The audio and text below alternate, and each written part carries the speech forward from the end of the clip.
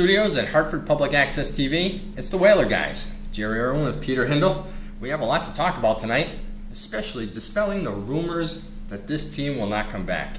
You know, it's pretty aggravating once in a while, with social media. We put a lot of stuff out and, try to keep people informed of what's going on, and there's always those naysayers. And I can't stand it because you know what? If you're not going to believe that this team can come back, don't follow us. Don't get on there. Don't do anything because you know what? We don't need negativity. We have enough negativity out there with people that say this is a Bruins market, it's a New York market. No, it was our market in the 80s. We did well. We didn't do great, but people came to the game and supported our club. Mm-hmm. And you know what? We just need positive people to interact. And I must say, on social media, they have been very respectful, and we thank everyone for even. We're not saying we don't like a negative comment here and there because it keeps it real, and we want your opinions. But have faith that this team can come back. We have been involved in a lot of conversations where we believe, or we would not be pushing what we talk about weekly.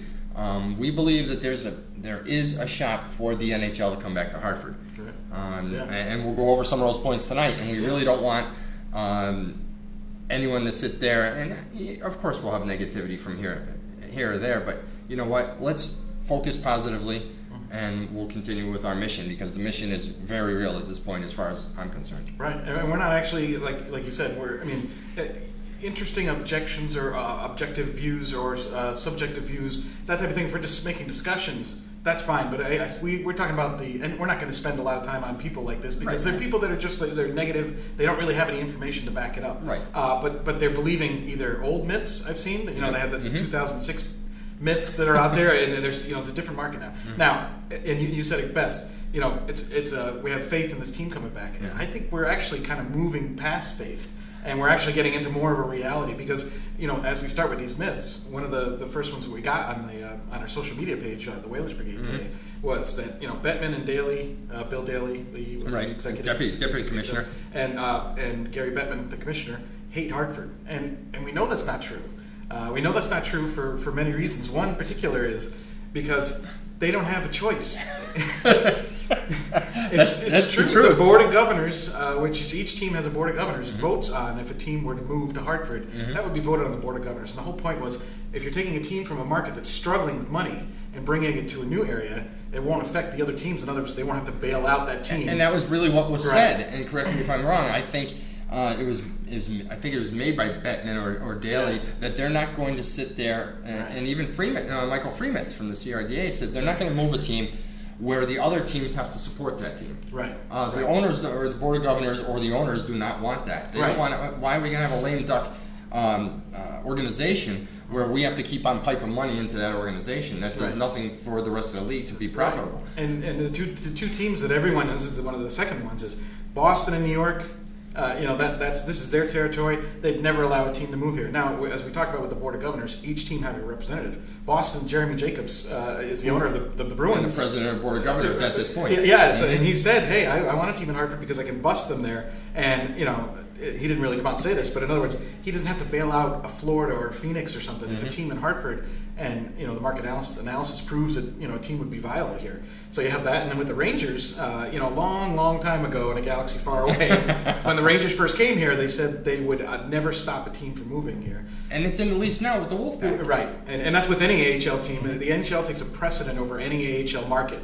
And again, the Rangers aren't going to worry about giving up their territory if they can make money or save money rather than bailing out other teams. So these are just some of the things that we want to actually arm our fans with, so that they can combat people that have that negativity. Because a lot of people sometimes they don't know these things. And that's the truth. It's not common knowledge as much. And I shouldn't be harsh because these are people speaking on speculation, not fact. Yeah. And I've done it too, and I'm guilty of it as well because I get all fired up. You're my saving grace that you say, Jared, calm down a bit here. But really, we try to keep all the facts in line. We've heard some things that are going on, so we're more apt to think that you're right. We're past that. Oh, have a little faith, believe, and and we have. We started there, no doubt. Yeah, we've all started there, and all you people have hung in there. Yeah, it's going to be a good ending, I believe. But we just have to be patient. And there's a couple people on the board who get all fired up, and I trust me, I am not a patient person. Yeah. I'm with you, but we Right. have to. It's We not have progress. It's not a sprint.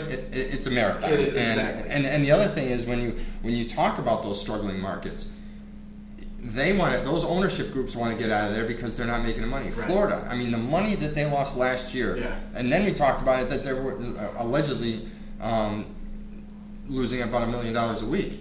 Right. You know, how can you sustain a team down there? And it doesn't sound like Fort Lauderdale Right. has been up front and saying, oh yeah, we'll give you $84 million over the next 14 Yeah. years.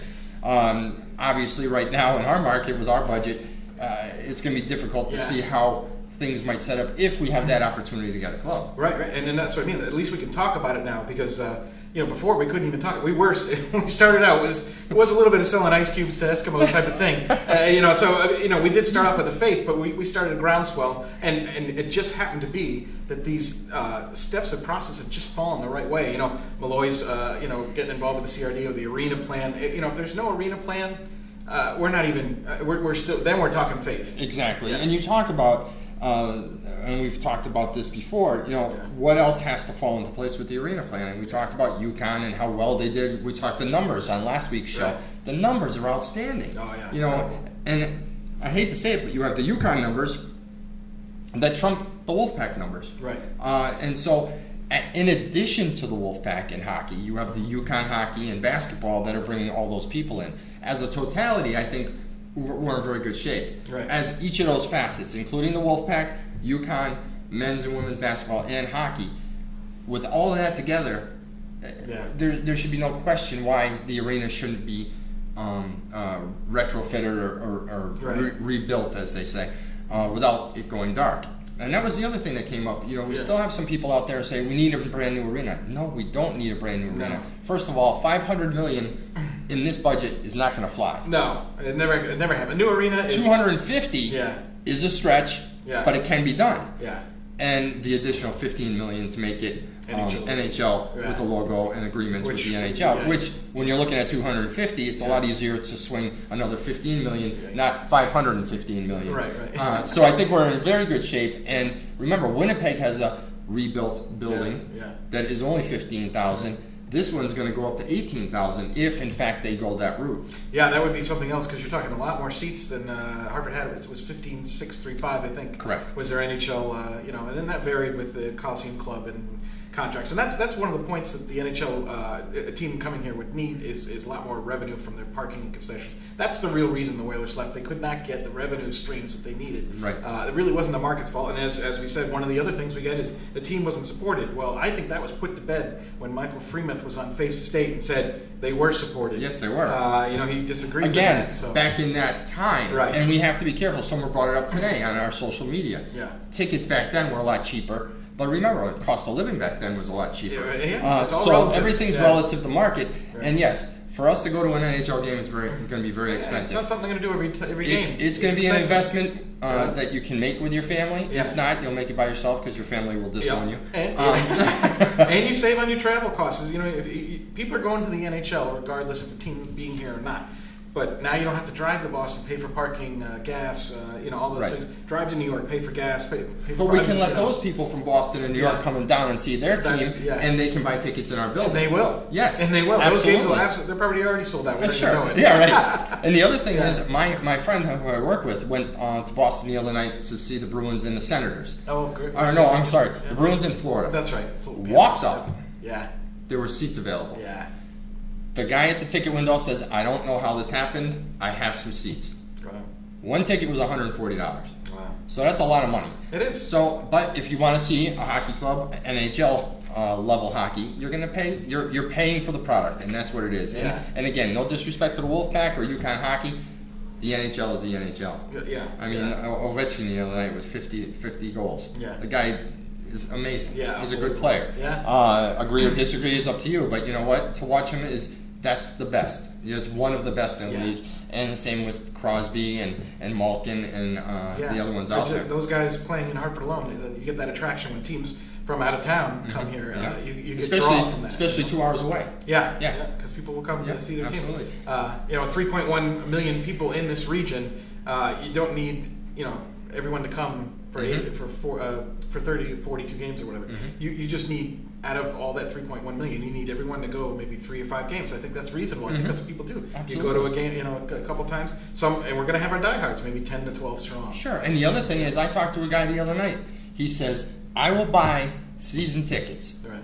with 4 other people. Right. And he says, I'll take 20 or 10. You split it Just up. take 10 and 10. And you know what? That is the most economic way to handle Sure. it. And remember, And then you got that, you can those switch 4 off guys trade. bought a season ticket. Yeah. So when you look at it that way, that's a season ticket. However Yeah. you break it up, you got a 20 game plan. Okay, it's Yeah. a 20 game plan. Your Yeah. buddy gets a 20 game plan. That's a season ticket. Yeah. So when you look at the dynamics, it can happen, Yeah. and we can do it. And we had, like Yeah. we talked about, the attendance when the Whalers were here. Yeah, the last drive got to 10, 12K. Yeah. So, I think it's completely reasonable to expect that type of thing again. Probably better, at least initially. If the team's not so good, then we'll see what happens. But let's just get, one process. The next process is actually on our sheet here. We're talking about, I happened to be downtown and noticed an interesting meeting going on at Max downtown, the restaurant. In the corner window, there was Malloy talking to the president of UConn, Susan Herbst. And they're feet away from this Excel Center. And the next step in this whole process is to get UConn to partner with the state and city and the CRDA on this arena deal. So I'm hopeful that they were in discussions about that. Now they also were in the news because they were having issues with the NL law and they were banning travel to Indiana, that type of thing. But that was just one thing. No, and that was already taken care of when the Right. governor signed that thing that state employees couldn't travel to Indiana. He was Right. banning them, but that was done 2 days before. Right. So when you saw them meeting there, Right. it had to be for the Excel Center. They were and in the the window partnership. facing it for crying out Sure, loud. and So, you know what? Yeah. The president of UConn is no dummy. She's going to tie into Yeah. to that, especially after 224,000 UConn Yeah. people supported, or 26 states. totally, Yeah. totally 224,000. That's a lot of people It is. downtown. It's 26 states. I think the state would like a little more. Maybe they'd like 30 dates. Yeah, sure. Which I don't think is unreasonable. You have to remember that UConn hockey played in Bridgeport. That's not going to happen anymore. They're going to move those games probably to Hartford. I think they played 2 games at Bridgeport. Yeah, and the attendance was not a good draw not at all. good. It was better for one, but not good. And it was a Notre Dame game too. You'd think that there would be a draw for Notre Dame Yeah, it hockey wasn't. team, but the other It wasn't. might have been a cost to bringing students from UConn to Bridgeport Yeah. versus UConn Yeah, to Hartford. Yeah. I mean, there's complaints about them going to Harvard, but you're not going to get thousands and thousands of people to travel to stores. But remember, student activities budgets, Yeah. whatever university you're at, has enough money to shuttle those students back and forth to the game. Okay. Student They should, activities yeah. funds with the state university system or UConn has enough money in their budget to shuttle these kids back and forth to the game, and that's what you need. You need the young generation in Yeah. there supporting their hockey club or basketball Yeah. for UConn. Yeah. It's too bad. I know the Wolfpack went to some of the area universities and got some groups together to go in, and it worked okay. Yeah. They filled a school bus, and brought them down to the game, and you need that younger group to go down there and realize there's other things to do except go out and party and all that. Don't get me wrong, it's college, you gotta do what you gotta do. Yeah. But to go downtown for a hockey game is also a good thing. Yeah. I mean, but definitely this next piece, getting UConn on board, and then it makes that arena deal even more likely or more. Michael possible. Freemuth brought it up. Yeah. It is the only one Yeah. standing in the way. Yeah. So when that happens, and if they can get past that, I would hope that they move to the General Assembly and ask for that money. Yeah. I don't know if it was this fiscal year or next fiscal year. It was next, but so it's I not think 2015. It's Yeah. 2016. Right. Okay. But I believe that, and again, now we're talking faith, and Yeah, now we're we're back to talking faith faith. again, But yeah. let's just say, for instance, that a team did decide, an owner decided wanted to move to Hartford. I believe that there's some way. I don't know this for sure, but I believe there's some way that they could announce it into, or plan for it, or get something started earlier. But that would remain to be seen, and that would be in the case that all of a sudden a team became very, very interested in Hartford. That may be the case that we just don't know. But remember, but, now correct me if I'm wrong. Michael Freemuth took us on a tour with Bob Saint. Great guys. We're trying to get Bob Saint to come on here. That's right. His wife was sick, and we hope she's feeling better. Yeah. He was supposed to be on tonight. They took us through the Excel Center on a tour, and they talked about the NHL approved this, or the league approved this, and us being, who we are. Yeah. It was like, oh, the AHL? He's like, no, the NHL. Right. And we felt like idiots. Yeah. Oh, okay, Yeah. yeah. I mean, so the NHL approved all those Right. renovations with the $33 million renovation that Michael talked about on this show, and left $2 million in reserve for fixing the existing building because they're waiting for things to crop up. Yeah. But the NHL approved it. Now, if the NHL approved all these renovation plans, why would they be here? Yeah. Really, I mean, think about it. If the NHL is approving these plans and approving everything that the state did to fix this, there has to be interest in the NHL for Hartford. Yeah. And that's really what, it baffles me because, you start to think about it, you're like, wait a minute, he said the NHL approved this. Right. So. And it was interesting because, when Quebec built their arena, Gary Bettman, one of his quotes that he said was, don't build it on our account. Well, if the state's contacting the NHL saying, what would you like to see in an arena? What would make the NHL what would make the arena more NHL ready? Gary Bettman didn't say, well, don't build it on our account. Right. He's kind of, so the whole process was But we vetted. also talked about the return on investment up in Canada. Yeah. And how, was it, NBC Sports Network is not really thrilled to go up to Canada to do some TV shots of the game because it costs so much money to go to Canada. Taking a percentage cut. So does that mean that the NHL, the sports networks, want more U.S. teams? Without counting out the viable markets in Canada, Quebec. I mean, Quebec for years. It's very well supported. The dollar is one reason. Players' contracts are all I believe they're in American money. So I'm not sure how the Canadian dollar is doing, but it's definitely below. Sure. So it costs that Canadian team that more. Plus, they don't have that TV money like you were talking about. Right. Canada, I believe, is only like around 35 million people maybe or something like that. And when you put that to the U.S., it's 310 million. I mean, it's like.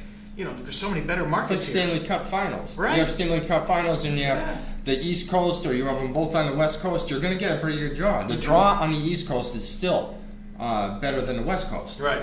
When you look at the monies, the ratings, and that type of thing, you get two teams that aren't in the East Coast per se, but maybe in the Southwest or even the Midwest with Chicago. Yeah. They were good ratings, but they weren't great ratings. You get the East Coast or West Coast, you're going to have a good ratings. Yeah. Specifically the East Coast. Right, and Hartford did show up, especially in the playoffs. And we might hear more about that now as these playoffs of the NHL start to develop in the next couple of weeks. Yep. But the NHL market did well in the Stanley Cup ratings. It's done it well a couple times, and it hasn't always been when Boston's on the run. No, it's but been, East Coast pretty, though. Yeah. And I think last year, actually, I think a little bit was helped because of the Rangers. I think there's a couple not a couple. I don't mean to make it sound little. Yeah. There's Ranger fans, but there was a lot of people interested in Jonathan Quick. Sure, in the Connecticut, area. Connecticut product, and winning the Stanley Cup, going up against probably the greatest goalie in the NHL right now is Henrik Lundqvist. He's probably the top one. You don't think so? Yeah, one of the best in the league. You can't deny that. If he didn't get hurt, and he was on the streak he was on, yes. Because you mean like immediately? Because he got hurt, it took a lot of air out of his sails, or wind out of his sails, and Cam Talbot came in. And it's fantastic. And he at the time I saw it on I think it was the NHL Network. He had won 12 out of 15 games and just doing a great job. He did better than I think anyone. It's funny. They asked Henrik, what do you think of Cam Talbot? Were you surprised by that? And of course he said, no, Cam. We knew he could do that.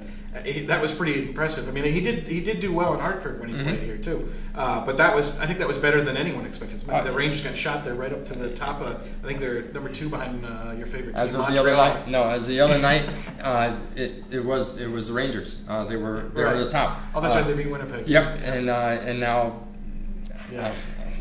New York. They're there. I hope New York beats out Montreal. I mean, Montreal's going to be very tough in the playoffs. Well, I think we're setting up for another Ranger Bruin possibly playoff, and that would be really interesting. I think, speaking on behalf of the region in half here, talking about the Bruins, and I know you don't like the Bruins, but the best thing in my mind that can happen to Bruins is they don't make the playoffs.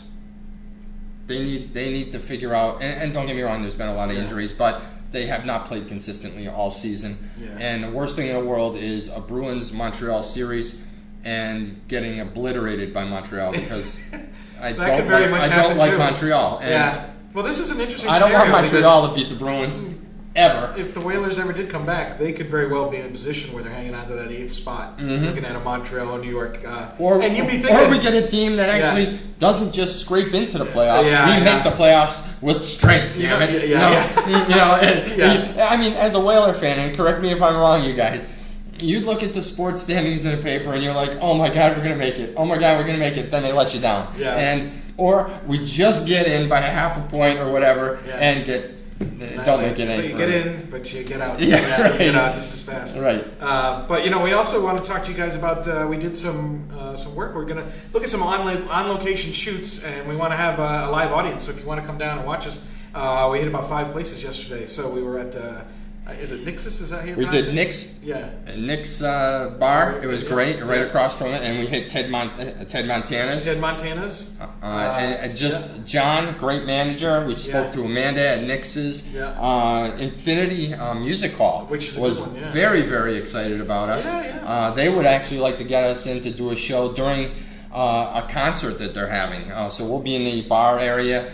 They have trivia night there. And that was a great time. We had a lot of fun there, and everyone's very receptive. Every time Peter and I go out, you think, all right, these people are going to look at us and say, look at these clowns, right? They think that we support a hockey club that doesn't exist, right? But we have a lot of faith in our viewers that the brigade will be following us, and nobody says no. No. They don't say no, and they say, hey, I was a season ticket holder. The guy from Infinity Hall was a season ticket holder. I was a season ticket holder. I was there. I took pictures from the Sheridan when the roof collapsed. Right. And, it's still there, thank goodness. I mean, we have a fragmented fan base now with the Wolfpack, the Connecticut Whale, the Whalers. You have Rangers, Bruins. I mean, it is a potpourri of hockey fans, but hockey fans, and we're thrilled that we have hockey here in Hartford. And then you throw in a UConn bunch. So we have... kind of like the Scarecrow from The Wizard of Oz. Which way to go? And I feel bad for the fans. Yeah, right. But again, we have hockey, and we're proud of what the hockey we have. We're in the discussion finally, in that NHL discussion, which is great to have. I mean, the moment that we feel, I think you agree with this, the moment we feel that there's absolutely no chance, I think we'll actually, we'll be okay with accepting that. But the fact is, we have a chance. We have a legitimate chance because of that arena play. Like you said, we have more of a chance now than ever before. Yes. And we need people to jump on board and to beat the drum with us. Absolutely. And we wouldn't be saying it if we haven't found out some information along the way that has given us a little bit more faith and a little more, actually past the faith thing, that we're running towards that finish line. That let the big people who make that money go out and do their job. Right, like we don't know who the investors are per se, but however, there are investors around. They're very happy when they see things like what we saw with UConn. You can tell that that is an indication that the Wolfpack actually has taken off since Christmas and done very well. Yes, the fan bar being one reason. Yep. Global's great sales. They're going to turn around the Wolfpack brand, and in 10 years of that brand declining attendance, this will be the first time in 10 years you're going to get a positive number from the previous season. And that's the fan bar, that's the group sales, that's people being interested in the Excel Center. It's the fan experience. The fan experience is improved. It's paying off. And now you have to go the rest of the way. And a shout out to Chris Lawrence. He does a bang up job in there. Absolutely. And we have him scheduled to come on our show to talk about what it was like to not only maintain the events, but to be mopping the floor when the sprinkler head went. Or he spent a night there. He had to sleep on a couch and mop the floor because there was a flood. He's just a great guy, and I think he's a great fit for the Excel Center and for Hartford. Yeah, he got a crash course learning on the custodial arts because we wanted to talk to him about that. But anyway, it was interesting to know that the Excel Center has issues behind the scenes that people are dealing with. You don't know what's going to happen next. And this is what happens when a building gets to be 40 years old. You get into situations where different wiring, there's issues, there's all kinds of problems. And so it was a water problem of immense proportion. So when we have him on, though, we'll go through some of those stories just to enlighten people about the infrastructure of the XL, which is really more the issue than the seating. And the other thing we have to bring up, and shame on us for not bringing it up with Michael, is the reconfiguration. And you can go on CRDA's website, the Capital Region Development Authority's website, and see the plan for the bowl configuration, the low seating, and what's going to happen when, and I can say when, this project takes off. Because, as you said, it's a 40-year-old building. Things are falling apart. Something has to be done. And so the $250 million will happen. whether think it will too. whether it's going to There's happen no in choice 2016 yeah. or further out, because it's just going to fall Yeah, apart. I mean, it could be, and I'm not saying this at all, but like in terms of an issue, but as the building ages, it could become a safety issue Right. if you do nothing. Right. You can't run that way forever. So, And we have too many events downtown yeah, we're to not invest in it. yeah, we're nearing life support for the XL Center. Yes, in terms we are. Of, so something has to be done. The 250, like I said, is what makes the most sense. But Sure. I think we're getting kind of close on time. Yeah, we are. One thing I want to point out, and Peter and I have discussed this, we are trying to get 10 or 12 Whaler fans that would like to join us in the studio. We'll take this table out. We're going to put you right back at this wall with us, and we're going to have kind of an open mic, for lack of a better term, where you can tell your favorite Whalers memories, who you spent it with. Was it a grandfather? Was it your brother? Was it your parents? We want you to tell your stories, because it's very important that we go back to the fans, because the people that got gypped the most when it comes to the Whalers leaving were the fans. Yeah. The players are who they are, and they Yeah, did care brushed for aside. us. Yes, but the fans really got kicked in the shin. Absolutely. And that hurts. You're thankful. That hurts. Yeah, that hurts. So we want you guys to come in and be our guests, because we feel the guests that count are the fans. So hit us up on social media, Whalers Brigade, Twitter. You can send us a message as well, and our email accounts. Mine is jewhaler13@gmail.com, and we have phindle19@gmail.com. So hit us up, and we'll look forward to hearing from you. Until next time, we are the Whaler guys, and you are the Brigade. One nation under green. Have a great night.